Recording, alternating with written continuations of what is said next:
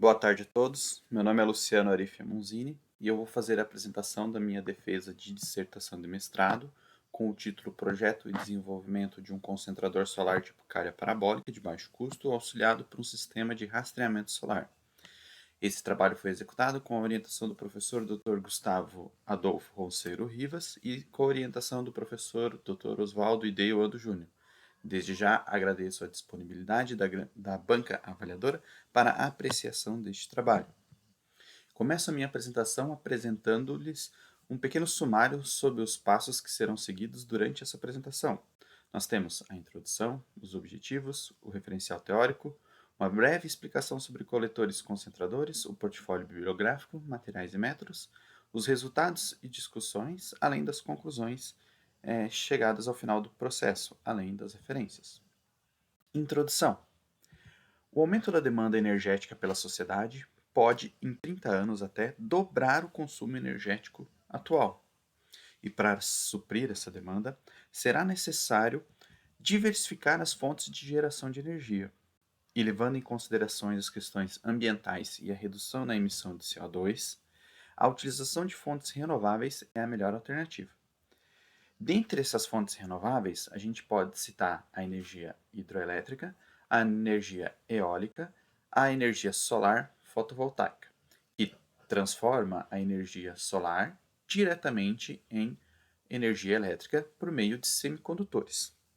Mas o estudo desse trabalho é sobre a energia solar térmica, mais precisamente a energia solar térmica concentrada, que utiliza-se de espelhos ou dispositivos que concentram a luz do Sol a fim de obter-se maiores valores de temperatura. Um exemplo de energia solar concentrada, a gente tem a torre de concentração ou torre heliostática, que possui ao seu redor um campo de heliostatos, que são espelhos que convergem o seu reflexo para um ponto ou uma região da torre, e por sua vez, essa torre transforma esse reflexo, essa energia solar refletida, em calor. Essas usinas são normalmente utilizadas para geração de vapor e produção de energia elétrica. Um outro exemplo de energia solar concentrada são os discos parabólicos. Os discos parabólicos são discos com o formato de uma parábola que também convergem a energia solar a um ponto focal. Só que neste caso, ele pode ter diversas aplicações, não somente para a geração de vapor e energia elétrica. Eles podem ser utilizados até como fogões solares ou até mesmo fornos solares. No entanto, o alvo do estudo desse projeto são os coletores concentradores do tipo calha parabólica. Um, um coletor concentrador do tipo calha parabólica tem como principal característica que ele não faz o foco apenas em um ponto, e sim numa linha focal. E nessa linha é colocado o tubo absorvedor, que por sua vez vai receber o calor e transportar esse calor através de um fluido de transporte de calor. Seguindo a nossa apresentação, eu vou apresentar os objetivos desse trabalho. O objetivo geral dessa pesquisa é o projeto de desenvolvimento de um sistema termosolar móvel de baixo custo, do tipo coletor solar de calha parabólica, auxiliado por um sistema de rastreamento solar ativo de 2 eixos, para aplicações em projetos de pesquisa e ensino. Para cumprir esse objetivo geral, alguns objetivos específicos foram estabelecidos. O primeiro dele foi desenvolver um projeto mecânico estrutural para essa bancada. O segundo foi implementar uma instrumentação meteorológica e determinar de forma teórica a incidência solar. O terceiro passo foi a elaboração de um sistema de rastreamento ativo de 2 eixos com controle via Arduino. A quarta etapa foi desenvolver um sistema de aquisição e monitoramento de dados com utilização de sensores de temperatura, sensor de vazão e elaboração de um painel interativo que permita o monitoramento remoto da bancada. E a última etapa foi validar o protótipo do sistema proposto realizando ensaios a fim de determinar a performance final do coletor. Esses foram os objetivos que foram atingidos. Falando um pouquinho agora, explicando um pouquinho de o funcionamento de um coletor solar de calha parabólica. Primeiramente, nós temos que imaginar que a parábola, aonde o Sol vai incidir, ela forma um plano entre os seus 4 vértices, entre suas 4 pontas. Esse plano formado, eles têm que estar perpendicular ao vetor dos raios solares. Então, os raios solares têm que incidirem perpendicularmente ao plano dessa parábola. Uma vez que os raios solares incidam nesse plano, perpendicular a esse plano, a parábola vai conseguir concentrar ou convergir esses raios para uma linha focal, que é onde vai estar o tubo receptor ou placa receptora. Para garantir que esse plano da parábola esteja sempre perpendicular ao vetor dos raios solares, um mecanismo de rastreamento ou acompanhamento solar tem que estar instalado para garantir que sempre haverá essa perpendicularidade. Essa é uma característica fundamental desse tipo de coletor. Um detalhe aqui sobre o receptor está no tubo receptor. O tubo receptor, que é esse anel interno, normalmente pode ser um tubo metálico revestido com uma pintura ou algum tipo de produto que facilite a absorção dos raios solares, a absorção térmica dos raios solares. Então, ele tem uma baixa emissividade e uma alta absorvidade. Paralelo a isso, pode ser instalado também uma cobertura de vidro sobre esse tubo, a fim de evitar as perdas por convecção, podendo ainda ser evacuado, ou seja, retirado o ar entre o interstício desses dois tubos. No interior do tubo recebedor, percorre algum tipo de fluido. Esse fluido vai transportar o calor. Pode ser água, óleo ou qualquer outro fluido que tenha um bom coeficiente de transferência de calor para ter um melhor aproveitamento desse tubo. Referencial teórico. Nessa parte eu vou explicar como funciona ou como foi feito o método para a elaboração do referencial teórico, ou como foi o método utilizado para a elaboração do referencial teórico. O método utilizado foi o método em ordinato. Ele possui 9 etapas e ele tem como característica classificar um artigo por relevância. Então, quando se pesquisa na literatura, você tem um número imenso de artigos e é difícil você saber qual que você vai aproveitar. Esse método te ajuda a fazer isso. Vou explicar um pouquinho rapidamente como ele funciona. Primeiro você deve determinar a intenção da pesquisa. O que eu quero com a minha pesquisa? No caso, eu queria um coletor solar de baixo custo para aplicações didáticas. O segundo passo é, com a intenção da pesquisa, elaborar uma pesquisa preliminar, utilizando-se de palavras-chave relacionadas à intenção da pesquisa. Nessa pesquisa preliminar, deve-se testar diversas combinações de palavras-chave, vendo a que melhor dá resultado, e também verificar as diversas bases de dados disponíveis, a fim de verificar qual tem o melhor resultado. A terceira etapa desse processo é a pesquisa em si, aonde as palavras-chave escolhidas na pesquisa preliminar são aplicadas às bases de dados escolhidas também na pesquisa preliminar, gerando um relatório com o total de artigos encontrados. Normalmente, essa etapa gera um grande número de artigos. Para isso, deve-se utilizar um gerenciador de referências. Esse gerenciador irá auxiliar você a eliminar os artigos duplicados e os não relacionados ao teu estudo. Também podem ser aplicados alguns filtros, como artigos antigos serem eliminados, artigos de revistas específicas serem eliminados, enfim, diversos filtros ou um processo de filtragem deve ser efetuado. Nesse processo, é interessante também que o autor da pesquisa faça uma leitura de pelo menos o título e o resumo do artigo, a fim de eliminar aqueles que não são relacionados com a pesquisa, que passaram pelo crivo das palavras-chave utilizadas. Na sexta etapa, obtém-se as métricas dos artigos que restaram após o processo de filtragem. O que são essas métricas? As métricas são principalmente o número de citações que esse artigo recebeu e o fator de impacto da revista que ele foi publicado. Outro ponto importante da métrica é o autor atribuir uma nota a esse artigo. Essa nota pode ser atribuída já no processo de filtragem, onde o autor leu pelo menos já o resumo desse artigo. Na sétima etapa, é calculado o índice. É dado uma nota, com a nota dada na etapa anterior das métricas, é calculado um índice. Esse índice leva em consideração, como dito, o fator de impacto da revista, a nota atribuída pelo pesquisador, o ano da publicação e a somatória das citações. Assim, as publicações que têm o maior número de citações e obtiveram uma maior nota dada pelo pesquisador tendem a ficar melhor colocadas nessa classificação, sendo que o fator de desempate normalmente é o número de citações. Assim, se garante que somente os artigos com maior relevância fiquem melhor colocados. Após essa etapa de classificação, onde tem-se a ordenação dos artigos conforme a sua relevância, deve-se obter os artigos de maneira completa agora, a fim de poder lê-los na última etapa. E daí sim, a palavra final do pesquisador, ele vai dizer quais dos artigos realmente serão aproveitados.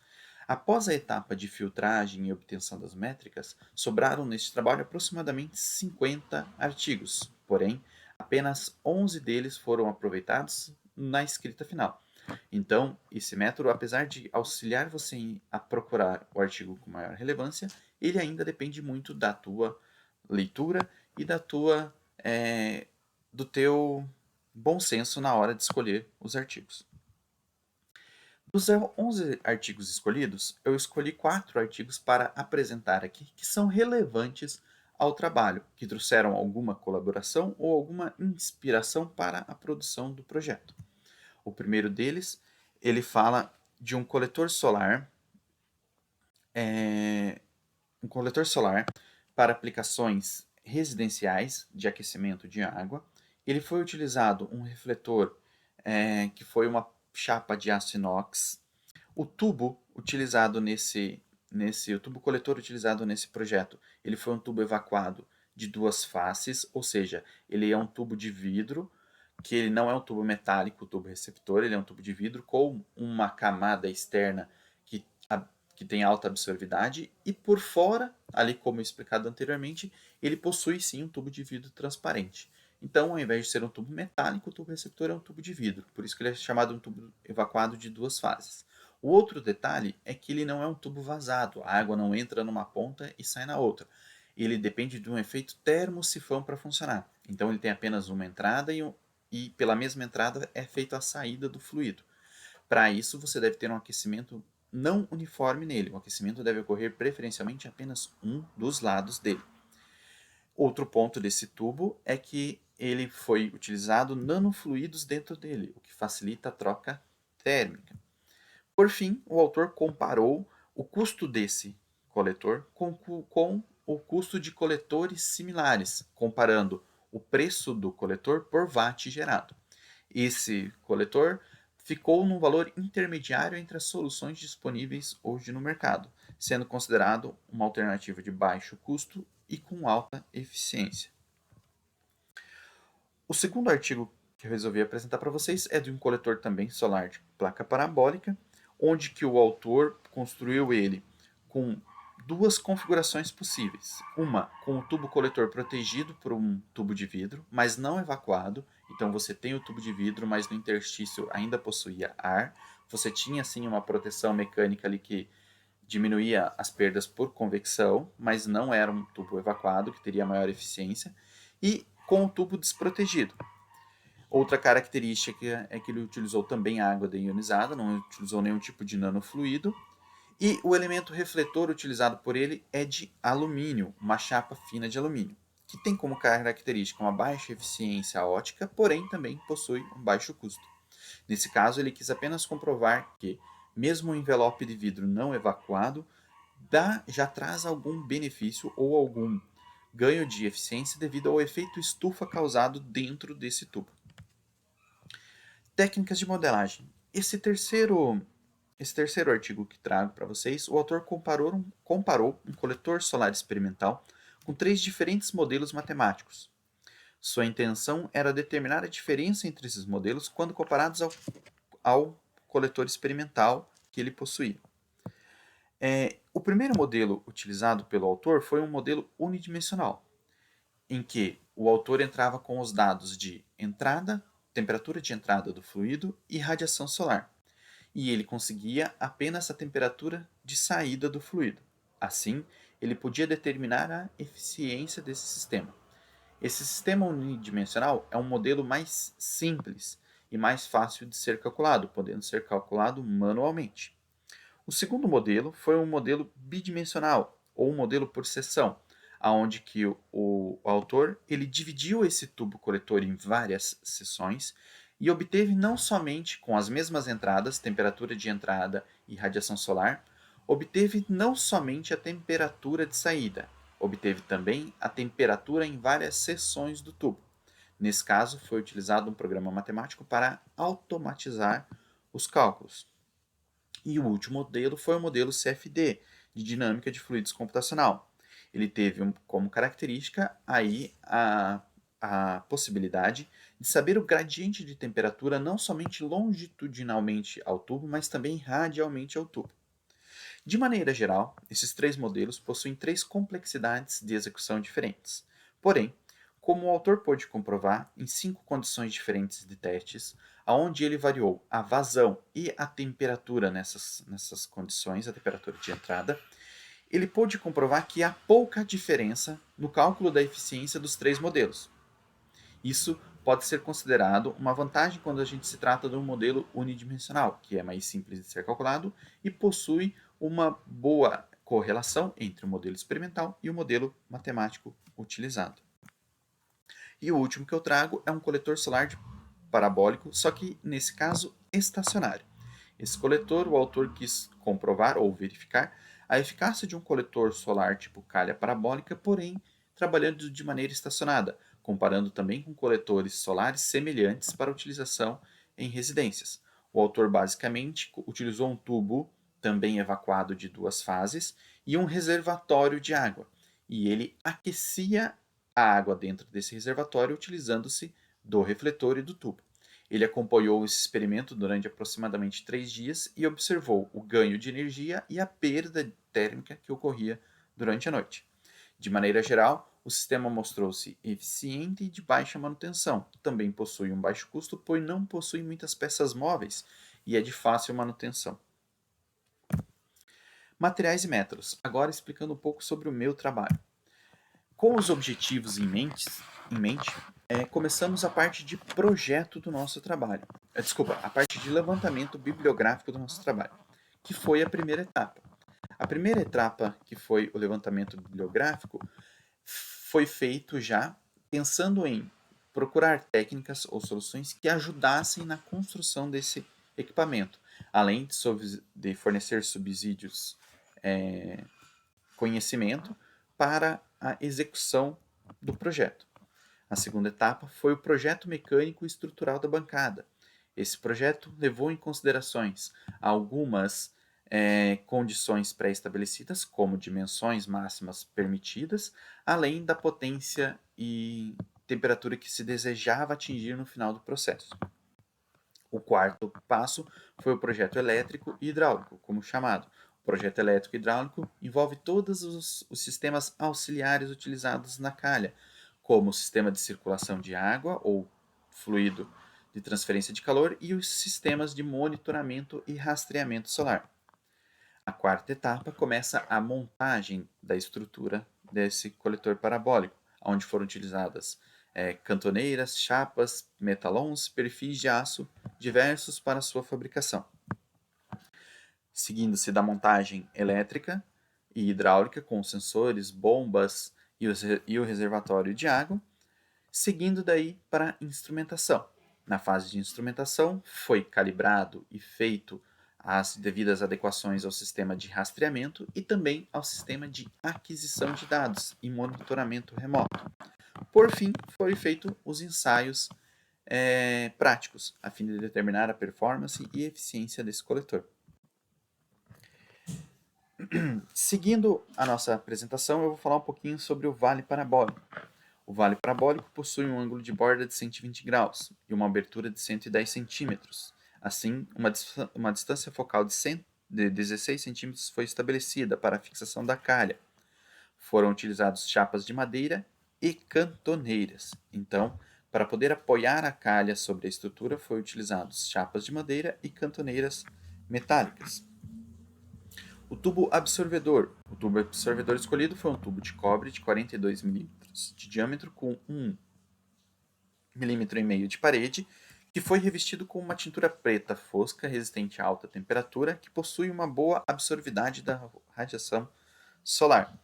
Esse tubo foi montado na estrutura metálica a fim de que ficasse concêntrico e na posição focal referente à parábola desenhada. A superfície refletiva. A superfície refletiva foi feita em filme refletivo, fixado a uma chapa de aço galvanizado. E fixada essa chapa foi nas madeiras que formaram o vale parabólico. Esse filme refletivo ele possui uma alta refletância de aproximadamente 95% e possui características de durabilidade, onde ele não sofre com a radiação ultravioleta. Circuito hidráulico. O circuito hidráulico é composto basicamente da bomba de circulação, um sensor de fluxo, uma válvula controladora de fluxo e um reservatório. Esse reservatório serve apenas para acumular o líquido. O sistema de rastreamento solar ou segmento solar. O sensor de posicionamento solar, que é o sensor responsável por determinar se aquele plano da parábola está perpendicular ao vetor dos raios solares, ele é composto basicamente de 4 LDRs montados em uma base que está paralela ao plano da calha parabólica. Então, essa base está paralela ao plano da calha parabólica. E 4 sensores do tipo LDR são montados no vértice de uma cruz que se projeta aproximadamente 150 mm acima da base. Os LDRs são componentes eletrônicos que variam sua resistência conforme a incidência de luz. Assim, com um único circuito eletrônico montado de maneira adequada, pode-se fazer variar a tensão desse circuito conforme a luminosidade incide nesse LDR. Então, como que esse sensor funciona? Quando eu tenho o sensor recebendo luz, ele tem uma alta resistência, e daí circula-se uma baixa tensão no circuito. Quando esse sensor quando ele recebe luz, ele diminui a sua resistência e eu tenho uma alta tensão circulando daí no circuito, correto? Os sensores, se a base do sensor está paralela ao plano do coletor solar, ao plano da calha parabólica, e ela está perpendicular ao Sol, os 4 sensores estarão recebendo a iluminação solar, então o mesmo nível luminoso. A partir do momento que algum deles receba um valor de luminosidade menor, vai alterar a sua resistência, portanto alterando a sua tensão. Para facilitar os cálculos dentro do nosso microprocessador Arduino, foi estabelecido 4 zonas: leste, oeste, norte e sul.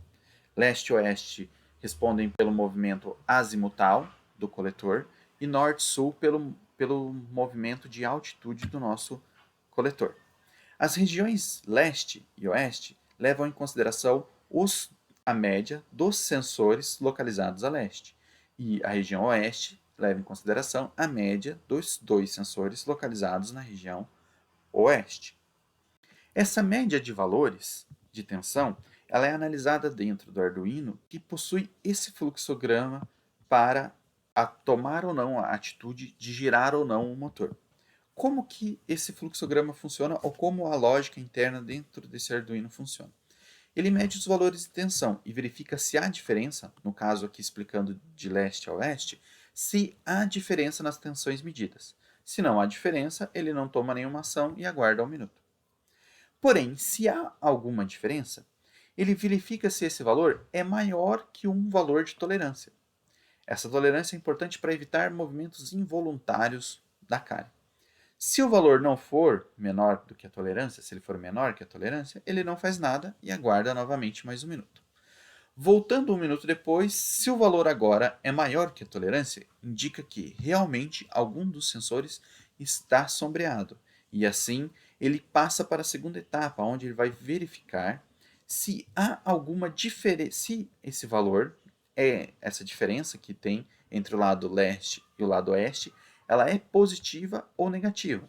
No caso, se ela for negativa, se ela for positiva, indica que o lado oeste está sombreado e o lado leste está sombreado e o motor deve se girar em sentido anti-horário. Já se ela for negativa, quer dizer, não sendo positiva, ela deve girar em sentido horário. Assim, de maneira análoga, o coletor faz a correção também nas linhas norte e linha sul, levando em considerações os dois sensores localizados na região norte e os dois sensores localizados na região sul. O segundo parte do sistema de rastreamento seria a parte de movimentação, que também é controlada pelo mesmo Arduino que faz a leitura do sensor de posição solar, porém ele atua num módulo de relés, aonde que o motor 1, que é o motor de altitude, é acionado quando há uma divergência nos lados norte e sul, e o motor 2 é acionado quando há uma divergência nos valores de tensão de leste para oeste.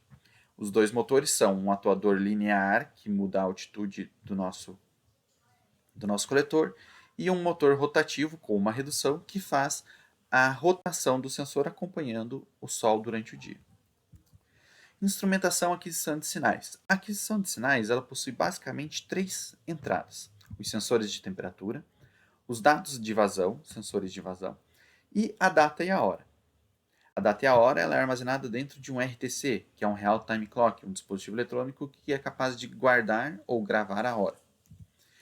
Com esses três dados em mãos, há um processamento de sinais dentro do Arduino que capta a temperatura, capta a vazão, capta a data da hora, forma uma linha de dados e grava essa linha de dados em um cartão de memória para backup e envia esses dados para uma base.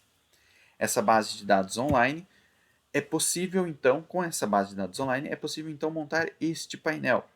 Este painel foi montado e de maneira remota, quer dizer, à distância, a pessoa que estiver operando o coletor ela pode acompanhar e em tempo real ela pode acompanhar as variações de temperatura que tem no sensor, no coletor, desculpa. A gente tem a variação de temperatura, a vazão e todas as cálculos aqui ainda podem ser feitos, alguns painéis com cálculos para determinar a potência, qualquer outro parâmetro que se queira. Seguindo ainda a metodologia, como eu disse anteriormente, alguns parâmetros do nosso coletor foram pré-estabelecidos, como a abertura da calha, o comprimento, a distância focal e o diâmetro do tubo.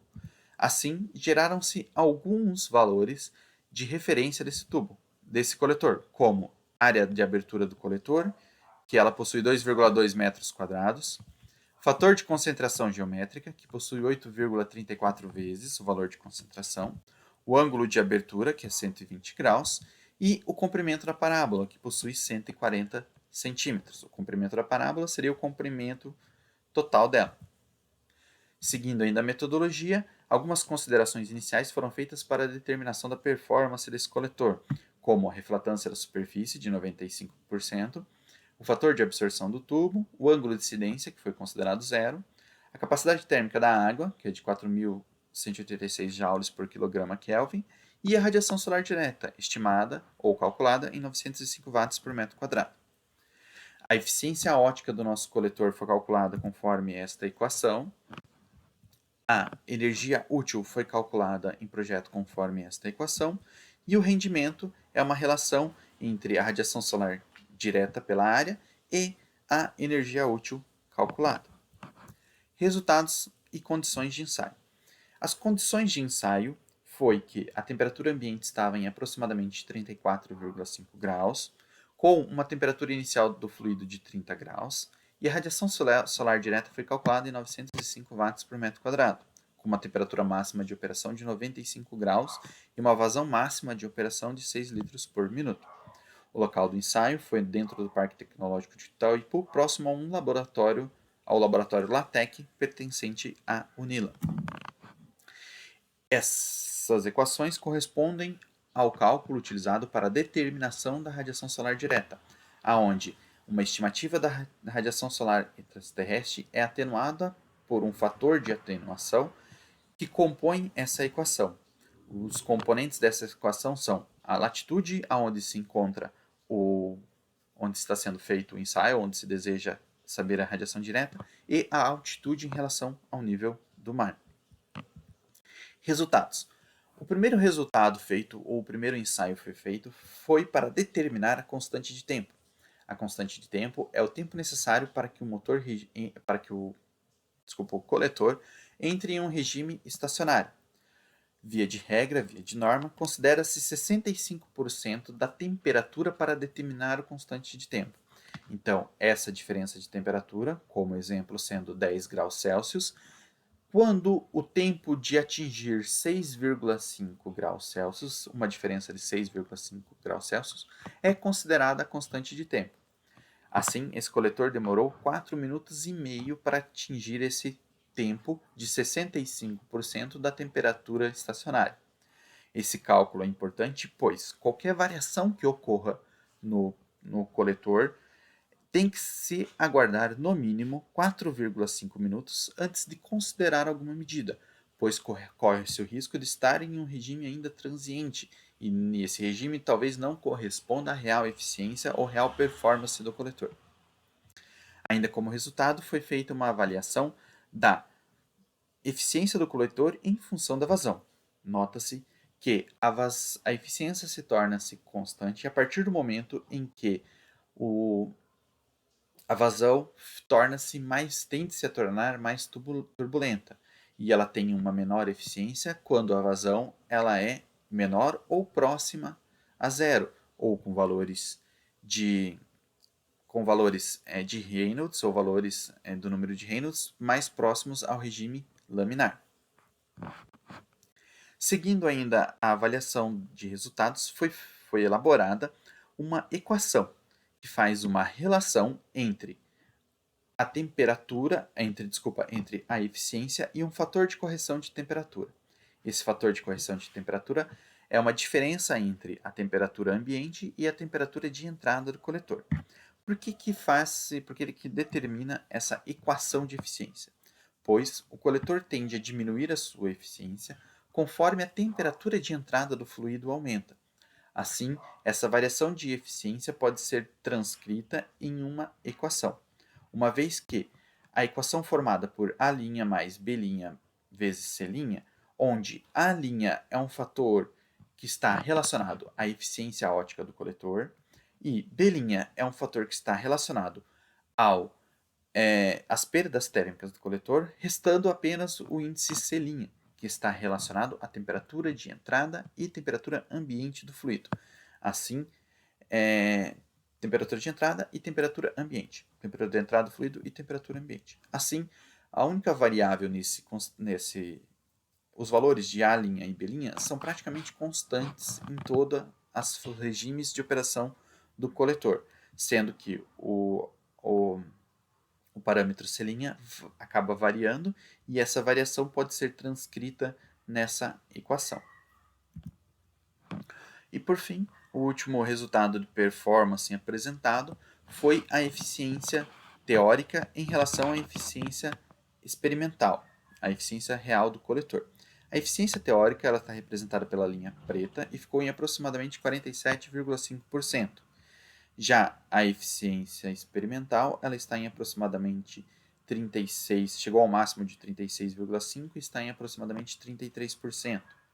Essa eficiência experimental sofre variações, principalmente da incidência de radiação solar, e também das diferentes rajadas de vento e qualquer fator que influencie nas perdas térmicas. Já a eficiência teórica, ela leva em consideração apenas a temperatura de entrada e a temperatura ambiente como variáveis.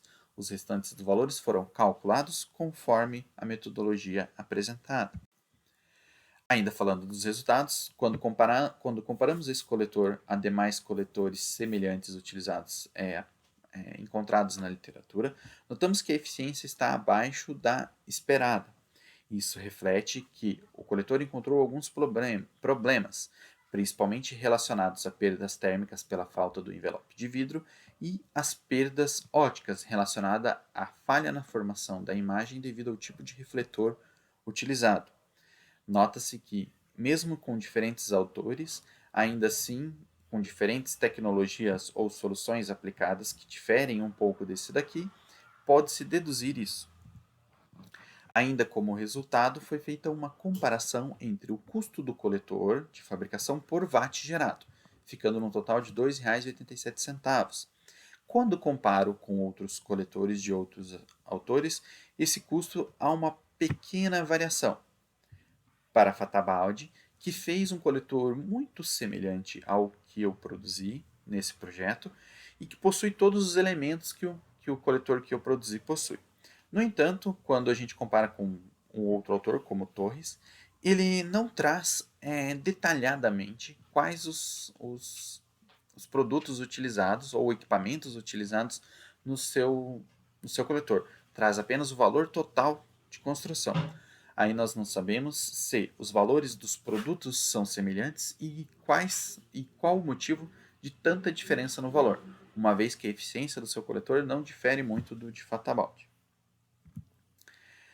Ainda falando sobre os resultados, como disse, a falta de um tubo protegido lá no coletor, de um tubo de vidro que evitasse as perdas por convecção, é um fator que acabou por determinar uma baixa eficiência térmica do nosso coletor. Outro ponto foi relacionado à eficiência ótica. Como se pode notar nessa foto, nota-se uma rugosidade na superfície refletiva. Essa rugosidade acaba por dispersar ou desviar os raios solares, dando uma maior difusidade à formação da imagem, como representa esse desenho. Assim, os raios solares incidentes na superfície acabam por se difundir, não formando a imagem refletida corretamente, fazendo com que o coletor perda algum valor de eficiência óptica. Então, como conclusão, temos que o nosso coletor solar ele tem grandes perdas ópticas e grandes perdas térmicas. As perdas ópticas, como dito, são ocasionadas pela superfície refletiva, que possui uma grande difusidade, que deve ser melhorada. Já as perdas térmicas são relacionadas à falta do envelope de vidro, que por sua vez aumentam a troca do tubo por convecção com relação ao ambiente. Por fim, podemos concluir ainda que o coletor funcionou de maneira correta e adequada, tendo o seu sistema de monitoramento funcionando de maneira correta, tendo o seu sistema de rastreamento funcionando de maneira precisa e também correta, e permitindo que seja utilizado de maneira didática. A eficiência, apesar de não ter sido a melhor, ela ficou restrita aos materiais e à metodologia utilizada. Uma vez que já se sabe os problemas levantados, a construção de um coletor melhor fica mais fácil e de